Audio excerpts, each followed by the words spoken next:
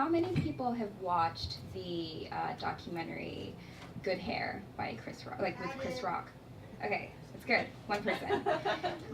So it's basically this great, hilarious documentary, and it's also like educational. It takes you into like the $9 billion industry of black hair and like the socio-political significance of black hair, and most importantly for your everyday life, people, black hair etiquette, which is basically don't put your hands in it in general, but especially when you don't have permission.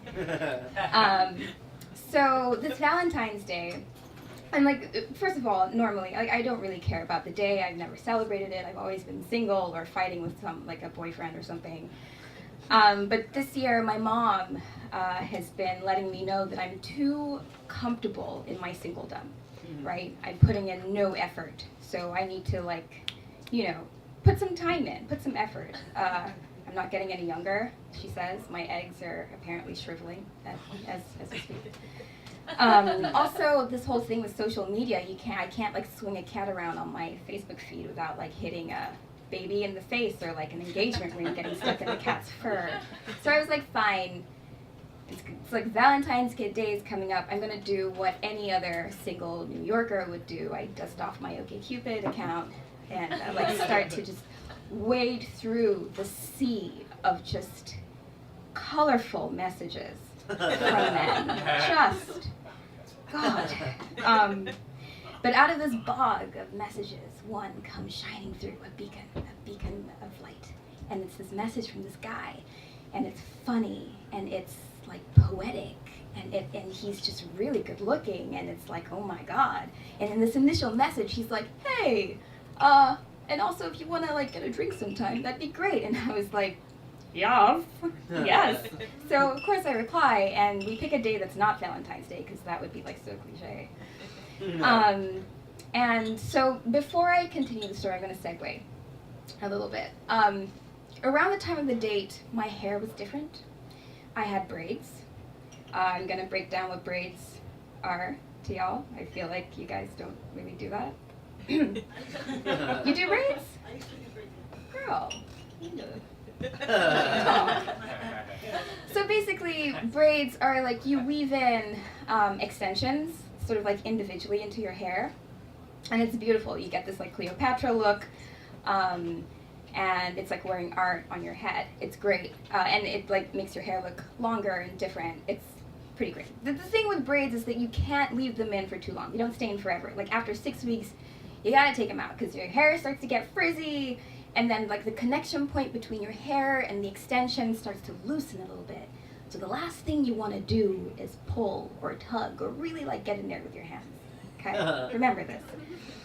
So on the night of the date, I make myself look good. Like I somehow tame the hair because I'm 6 weeks into my braids, and I am like, okay, I'll take them out tomorrow, not tonight. So I make myself look good. I like put on decent clothes. I put on some makeup. I'm like, girl, you got this. You are not going to trip over like imaginary cinder blocks on the street. You are not going to have boogers hanging out of your nose. You're not going to make inappropriate race jokes. You're going to win this date. You're going to win. And so I meet this guy at this wine bar, and it's beautiful. It's like this hole-in-the-wall place. There's dim lighting. There's candles. And he's funny, and he's intelligent. And he's like somehow better looking in person than he is in his photographs. What? I know. That never happens. And I'm winning. Like I'm killing it. Like my jokes are funny. I'm like, you know, making commentary on like social and like political things. It's going well. And then after like a couple glasses of wine, he like leans in for the kiss, right? And then I like meet him halfway. And it's great, and like the world falls away, and it's just tingly and sparkly.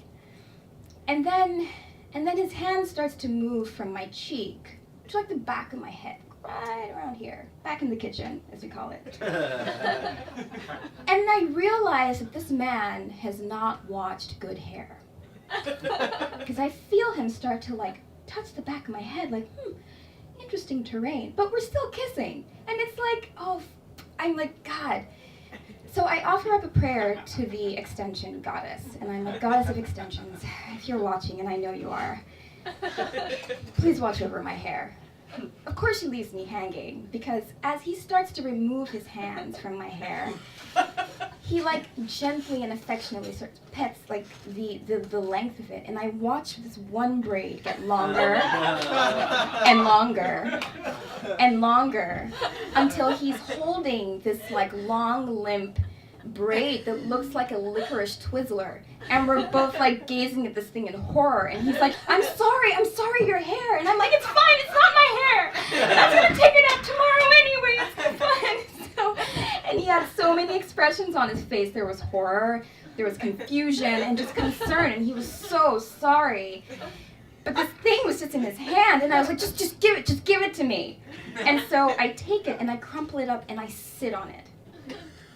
And so for the next 10 minutes, we have like manic just conversations about nothing. I don't even remember. We were just talking, and I'm thinking, you have to get your ass up out of here because this date is done. You killed it. Literally.